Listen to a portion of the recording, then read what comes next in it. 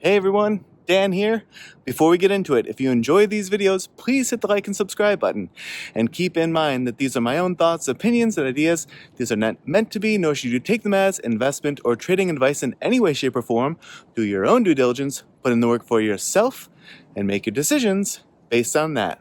Enjoy. All right, folks, here we are on Thursday, January 16th. We're going to take a look at ChargePoint today. So ChargePoint just continuing to have a really hard time getting any upward motion going. I did put some new levels on the chart that I wanted to share. These are fib extension levels to the downside. But it does give us levels all the way up to 150. So if it does decide to keep pushing, like it did on Wednesday, then we have those levels plotted to 150. If then we get something more significant of a turnaround, we can come in and add some levels beyond that. Now, we're not going to do an extensive look at the think or swim study here. I will mostly just say, because there's not a lot else to talk about on this particular setup, the reason ChargePoint keeps coming up on my radar is because it is still triggering on the TTM squeeze indicator here. And so because that's my primary scan on Thinkorswim, it's continuously popping up, and I keep just waiting and waiting and waiting and saying, you know what, even if it's a big move to the downside, can we get something coming from all this just incessant, since September, being down here around, what was it in September? It was down here around 130 or so, and then just incessantly sideways and slightly downward, and several triggers and fires and triggers and fires and triggers and fires, and no big move coming, just a slow, steady drip of the stock price. So I'm still waiting for maybe some really big move with a whole lot of compression and pent up energy. The question, of course, is, does that big move go to the upside or the downside? If these factors or these levels play a factor in January, the call trigger rate now is set at 153, so that's quite far away, percentage-wise anyway, and the put trigger is all the way down at 61 cents. So it's like a lot of room for it to move and kind of stay within this languishing area that it's been in already for a long time. So we'll see if there's anything more that can come of it. But I just wanted to sort of actually flip-flop the typical order of these videos. I usually end with the Thinkorswim, but there's not much else to talk about. And I did want to say why I keep even sort of looking at ChargePoint at this juncture, considering this is the long-term story of ChargePoint, right? So let's get to these levels. Now, I'll stay zoomed out just so we can see them, and then we'll go in and take a closer look. But we do have 150 to the upside here, and then 11 cents to the downside. Now we have 41 cents in there. These are actually so small that I can't see them. 64 cents, 80, 97, 117, that's really close in, and 150. So if we continue to push a little bit or sort of convalesce down here in this like dollar range, what I'm looking for is, does 97 or thereabouts hold as support? If it does get up to 117, how strong is that resistance? If it can get motion over 117, can it get support to a level that allows it to push toward that 150? And then, like I said, beyond that, if folks are interested, we can come take another look. Now, there is an unfilled gap that it could get into. It's like a partially filled gap, but it would lead it up all the way to 166.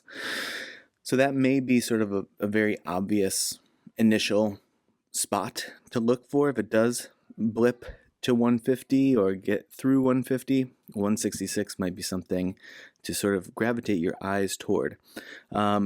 If it does press back downward 97 cents, I don't know what the sort of trader psychology will be if it does get below that dollar level. Folks will see it as a really good opportunity, or folks will see it as like, oh man, we're in like, potential eventually delisting territory. Who knows? But something to maybe sort of think about there. Now, like I said, if it does continue this just forever drip downward, 80, 64, 40, and 11.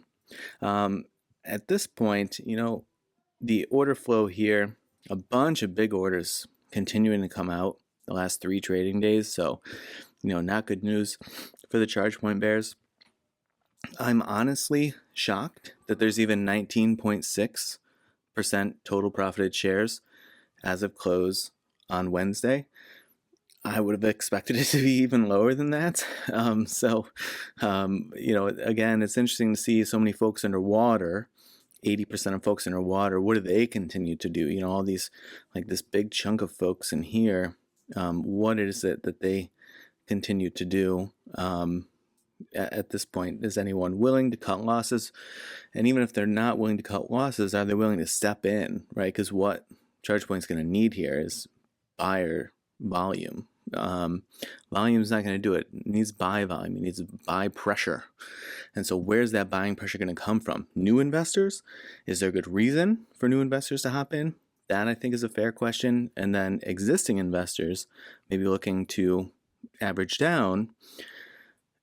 Do they have a good incentive other than just trying to get their average down to buy in?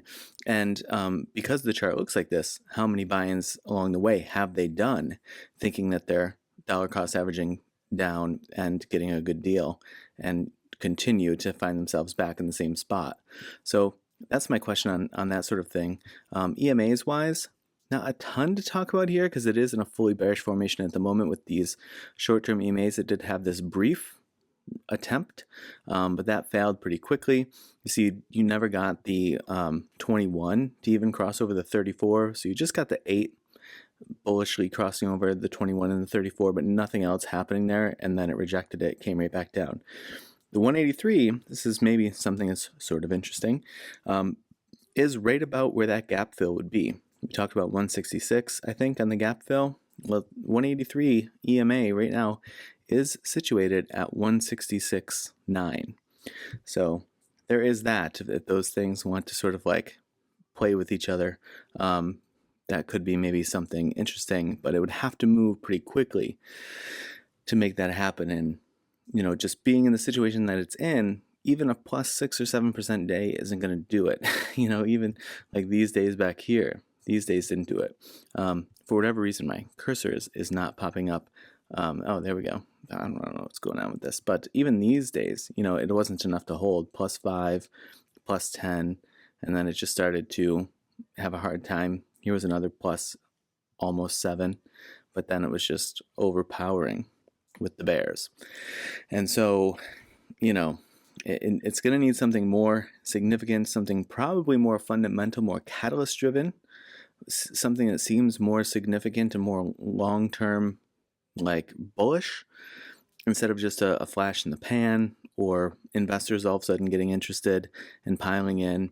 To me, that's the look that I have on ChargePoint. And if that can happen quickly, I don't know if it can, it is interesting that this 183 is currently situated at 167, basically. And like we spoke about here on this gap, we see that gap fill would bring it up to 166. So can it move that quickly? I don't know, but we'll see. I'm not personally going to hold my breath. All right, folks, so I hope that your trading week sort of wraps up really well. And as always, I appreciate you watching, and I will see you in the next video.